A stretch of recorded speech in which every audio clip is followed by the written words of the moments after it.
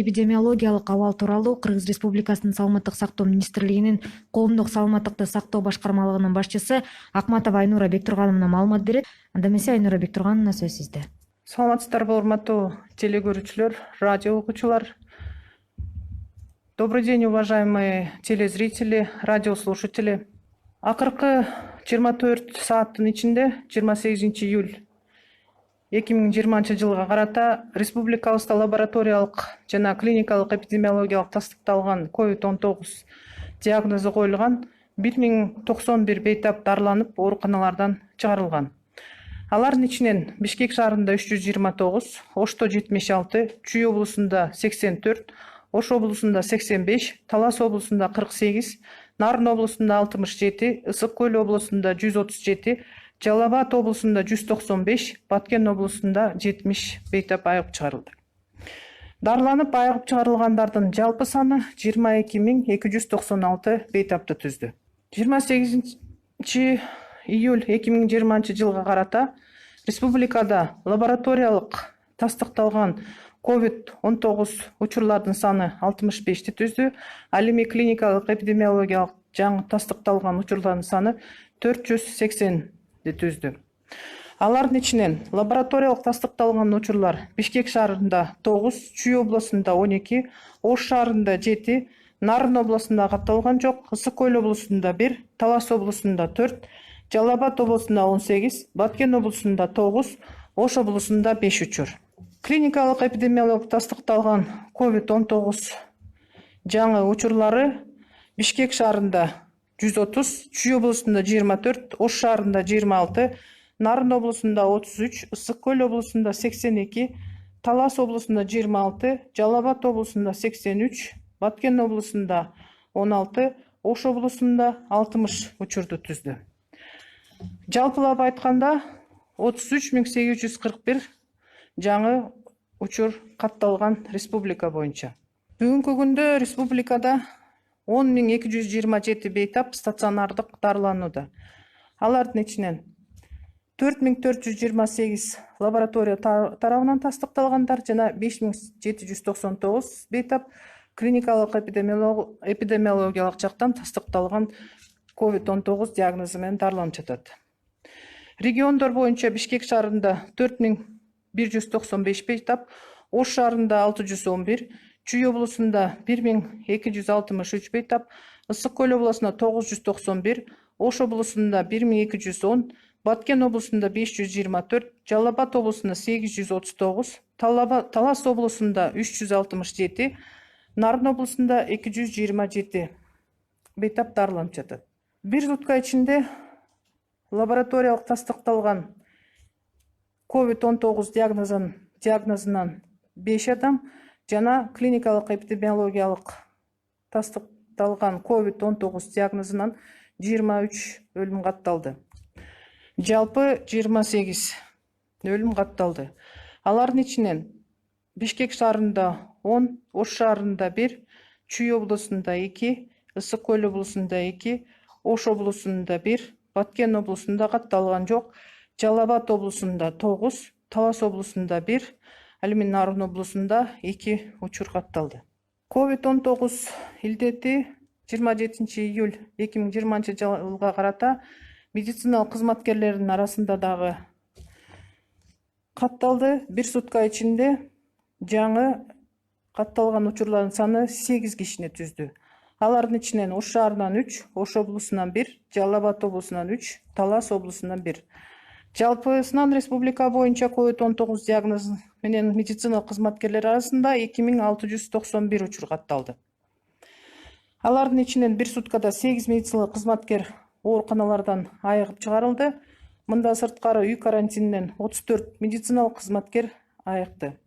Жалпысынан республика боюнча 1500 медициналык кызматкерлер ооруканадан айыгып чыгарылды. Согласно статистической информации на 28 июля 2020 года по коронавирусной инфекции в Кыргызской республике за последние сутки из стационаров страны выздоровело и выписано с лабораторно подтвержденным и клинико-эпидемиологически подтвержденным диагнозом COVID-19 1091 пациент. Из них в городе Бишкек 329, в городе Ош 76, в Чуйской области 84, в Волжской области 85, в Таласской области 48, в Нарынской области 67, в Иссыкульской области 137, в Джалабадской области 195 и в Баткенской области 70%. На 28 июля 2020 года по республике зарегистрировано всего 545 новых случаев COVID-19. Из них лабораторно подтвержденных случаев COVID-19 65. По регионам: в городе Бишкек 9, в Чуйской области 12, в городе Ош 7, в Нарынской области не зарегистрировано, в Иссыкульской области 1, в Таласской области 4, в Джалабадской области 18, в Баткенской области 9 и в Волжской области 5 случаев. Всего клинико-эпидемиологически подтвержденных новых случаев зарегистрировано 480. Из них в городе Бишкек 130, в Чуйской области 24, в городе Ош 26, в Нарынской области 33, в Иссыкульской области 82, в Таласской области 26, в Джалабадской области 83, в Баткенской области 16 и в Волжской области 60.